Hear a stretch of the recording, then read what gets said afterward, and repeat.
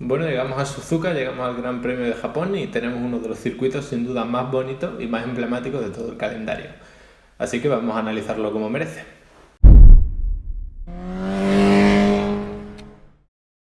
En primer lugar, por supuesto, recordar que tengo un artículo en el blog en el que están todas las gráficas disponibles, todas las que vamos a ver aquí, incluso más. Está todo el análisis detallado, así que si queréis echarle un ojo lo tenéis ahí en versión escrita también. Pero bueno, en cualquier caso, vamos a darle otro enfoque por aquí, vamos a ofrecer otro punto de vista también, incluso complementario, no tanto excluyente. Si miramos el porcentaje en el que el piloto va acelerando a fondo, que es como una especie de medida que tenemos para saber cómo de revirado es un circuito, nos encontramos con que Japón realmente está tremendamente equilibrado en ese sentido. Vemos que tiene un 51% de tiempo por vuelta en el que se va acelerando a fondo y además un 50% de la vuelta, es decir, de los metros del trazado en los que se va acelerando a fondo. Es decir, de todos los metros que tiene el trazado, en la mitad se va acelerando a fondo. Si hacemos la comparativa entre el tiempo y los metros, vemos que está muy equilibrado, pero realmente si hacemos el ajuste está muy desequilibrado comparado con el resto de circuitos. Al menos vemos que aquí está en el medio y aquí está casi al final. ¿Por qué pasa esto? Porque normalmente el tiempo por vuelta es mucho menor que los metros lo que está acelerando a fondo, ¿no? Por ejemplo, tenemos aquí a Italia, el famoso circuito de Monza, que apenas llegaría a 70 y en metros del circuito pues llega casi a 80. Entonces, bueno, esto pasa sobre todo porque Suzuka es un circuito en el que hay muchos metros en los que se va tocando el acelerador pero sin llegar a pisarlo a fondo, porque hay muchos metros en los que hay cambios de rasante, si aprietas demasiado fuerte puedes trompear y puedes salir. Además es un circuito en el que ya sabemos que no hay escapatorias de asfalto de ningún tipo, así que si cometes un mínimo error te vas fuera, te vas contra la gravilla, te vas contra alguno de los muros que tiene, así que es muy delicado en ese sentido. Ahora si pasamos al número de curvas, pues vemos que realmente tampoco tiene mucha, tiene 18, que sí es cierto que está por encima de la media, que ronda quizá las 17, pero bueno, también es un circuito bastante largo, entonces no nos tiene por qué alarmar, digamos, ¿no? Porque además si hacemos este ratio que me gusta hacer a mí de cuántas curvas hay por cada kilómetro de circuito, nos encontramos que está muy equilibrado, tiene 3,1, estando ahí casi en la media. Así que en ese sentido, bastante bien. Eso sí, siguiendo un poquito con la longitud, me gustaría destacar que la distancia entre la primera posición de salida y la primera curva son unos 400 metros. ¿Esto qué significa? Que es mucho más corta que la previa a Sochi. Ya veremos que hay muchas diferencias con Sochi, aunque también bastantes similitudes, curiosamente. Pero bueno, ahí en Sochi teníamos que era una recta larguísima. De hecho, aquí vemos que Rusia incluso sobrepasa el kilómetro, es la distancia más larga, pero además Rusia, la primera curva completamente a fondo, así que es como si no existiese esa curva. Entonces, la segunda curva estaba a más de 2 kilómetros desde la pole. Era un asfalto en el que era muy fácil patinar porque no tenía mucho agarre.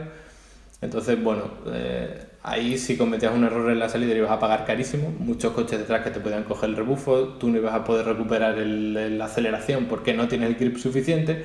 Sin embargo, aquí en Suzuka, aparte de que la distancia es mucho menor, el agarre del circuito es infinitamente mejor. Sabemos que es uno de estos circuitos de la vieja escuela. Entonces, bueno, pues digamos que no penaliza tanto el traccionar más, perdón. Además, os pongo aquí el gráfico, esto es el gráfico de la variación de altura que tiene el circuito. Empezamos aquí la vuelta y la recta de salida, o sea, desde la salida vemos cómo la altura baja, la pendiente negativa que tiene el circuito en la recta de meta es enorme, entonces eso te ayuda un poco como que es un empujón al coche para que en el caso de que salgas mal, o salgas bien lógicamente, no te cueste tanto alcanzar a los que tengas delante. Así que en este sentido la salida es mucho más fácil entre comillas para los pilotos, o al menos no penaliza tanto. Si seguimos con esto de los neumáticos, es muy distinto a Sochi una vez más. Tenemos que la degradación a priori no es tan alta, pero realmente este dato digamos que está un poco sobreestimado, por decirlo de alguna manera. Realmente la degradación es muy alta, el grip es de los mejores del campeonato, una escala de 4/5 que da Pirelli, pero realmente no hay ningún circuito que llegue a 5/5, entonces podríamos considerar que es uno de los asfaltos óptimos que tenemos en este calendario. Un poquito más adelante veremos que tiene sus más y sus menos el propio asfalto, pero bueno, en este sentido bastante bien. Y luego el estrés, que sobre todo viene por las fuertes curvas a un lado y a otro, vemos que es altísimo. Entonces, este estrés es cierto que no solo tiene que ver con las fuerzas laterales a las que se le someten los neumáticos, pero digamos que es el factor más a tener en cuenta normalmente. Así que un poquito más adelante analizaremos la estrategia, veremos al menos mis previsiones de lo que será o cuál será la óptima. Pero bueno, sigamos un poquito analizando las estadísticas. Bueno, estas curvas a ambos lados, que a principio parece que se va a necesitar mucha carga aerodinámica para poder sobrellevarla, para poder soportarla. Realmente nos llevamos una pequeña sorpresa en este sentido porque el downforce, digamos, habitual con el que se configuran los coches aquí no es muy alto, es medio, 3/5, digamos que es una medida media, entre comillas. Sin embargo, tenemos aquí una fuerza lateral altísima, de hecho es de las más altas del calendario. Esto de las fuerzas laterales me lleva a mí personalmente a hacer una previsión un poquito favorable a Mercedes más que a Ferrari. Sé que ahora a estas alturas parece un poco arriesgado no apostar a favor de Ferrari porque desde la vuelta del calendario han estado intratables. Sin embargo, creo que los circuitos que hemos tenido hasta ahora no nos han dado una pista real de dónde sufre uno y dónde sufre otro. Me explico. Si nos fijamos en los circuitos de mayores fuerzas laterales, nos encontramos Japón, Bélgica y Gran Bretaña, es decir, el que tenemos ahora de Suzuka, el que tuvimos justo a la vuelta del parón veraniego, que era Spa, y Silverstone. Spa y Silverstone, dominio absoluto de Mercedes, al menos el domingo. Sé que en Spa Ferrari parecía que podía ganar, que bueno, de hecho ganó Leclerc, pero el ritmo en carrera realmente de los Mercedes, no tanto el ritmo, sino lo que eran capaces de gestionar los neumáticos era muchísimo mejor. Entonces veremos hasta qué punto Ferrari es capaz de gestionar los neumáticos aquí y si eso no les penaliza demasiado. Ya hemos visto que la degradación es altísima, el estrés es altísimo. Entonces personalmente no sé hasta qué punto apostar por Ferrari.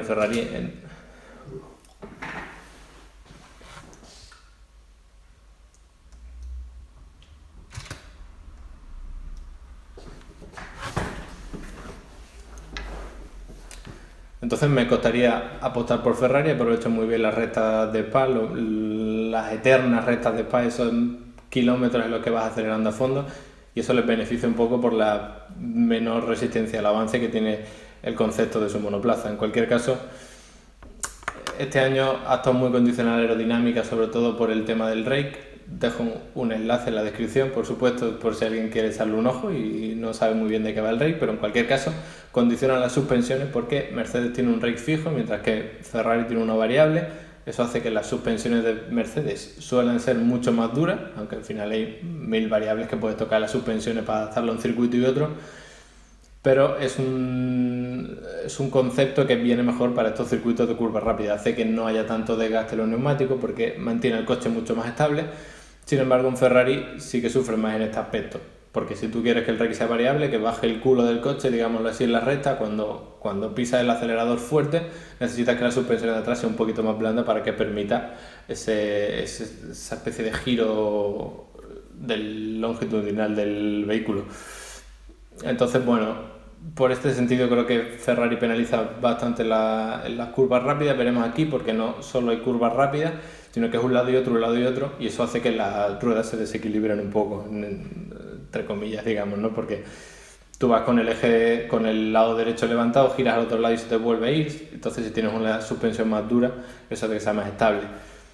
También hay que decir que es un circuito, un trazado con muchísimos baches, de los más bacheados del calendario. Es cierto que de vez en cuando pues ya sabemos que en la Fórmula 1 reasfaltan, pero tienen muchísimos baches, sobre todo en la contrarrecta, así que creo que ahí puede pecar un poquito la suspensión tan dura de Mercedes, o la que suelen llevar tan dura, porque pierdes un poquito de agarre. Entonces, si te botan las ruedas, digamos que no puedes agarrar bien, no tienes el contacto perfecto, sí que se necesitaremos una suspensión más blanda, pero bueno, en cualquier caso veremos lo que pasa. En cuanto a las estrategias de carrera, pues ya tuvimos otros años una sola parada, que eso podría repetirse, sobre todo viendo la tónica que llevamos esta temporada, pero bueno, yo viendo lo que se degradan y lo que se estresa los neumáticos, sobre todo cómo algunos equipos han sufrido esto muchísimo, no solo Ferrari, sino también otros equipos les cuesta mucho gestionar los neumáticos.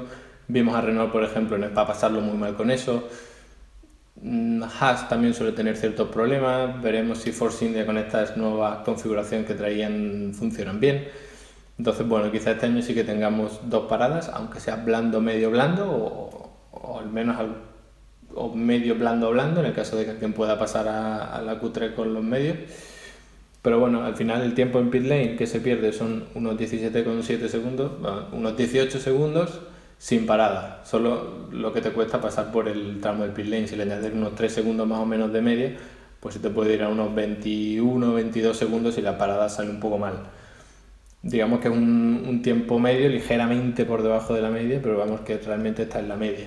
Así que en ese sentido no es un circuito que penalice mucho tener que volver a entrar, así que veremos lo que pasa. También he querido traer un poco la elección de neumáticos que tiene cada equipo, porque si nos fijamos, la elección de los duros brilla por su ausencia realmente.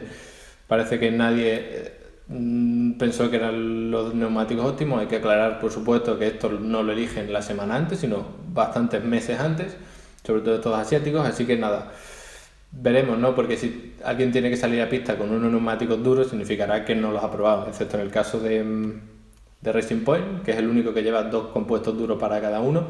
Eso puede condicionar mucho la carrera. Además, por supuesto, si llega este famoso tifón que tenemos ahora y arruina las prácticas del viernes, incluso la del sábado y la clasificación, al final todos van a salir a carrera sin saber exactamente cómo se van a comportar esos neumáticos.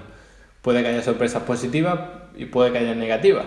Realmente es un poco inverso lo que significa para los aficionados lo negativo y lo positivo, porque para nosotros, si se destrozan esos neumáticos y hay que hacer 2 paradas, pues mucho mejor, porque vemos cómo gestiona ese caos cada equipo. Pero claro, los equipos preferirán, sale con el blando, punta un medio y llega hasta el final, pues eso sería lo ideal para los equipos, ¿no? En cualquier caso, veremos. También puede que llueva el domingo, no está descartado ni mucho menos, así que por ahí va un poco la previsión de las estrategias desde mi punto de vista. Creo que va a haber una parada, pero quizá algunos equipos se arriesguen a 2, sobre todo viendo la incertidumbre con los neumáticos y la alta degradación que tienen algunos equipos con circuitos de alta carga lateral como este. Bueno, como has podido ver, es un circuito a la más pura y vieja escuela, creo que por eso me gusta. Creo que estos cambios de inclinación en los circuitos siempre aportan un extra porque hacen que cada curva sea diferente, que cada piloto se la tome de forma diferente. Así que nada, yo solo espero que disfrutemos de una buena carrera en Suzuka, que suele darnos buenas carreras. Y nada, si te ha gustado el vídeo, pues suscríbete activando las notificaciones. Recuerda que te dejo bastantes artículos aquí en la descripción por si quieres echarle un ojo y hay algunas cosas que no has entendido bien o simplemente quieres profundizar. Y nada, pues nos vemos en el siguiente vídeo.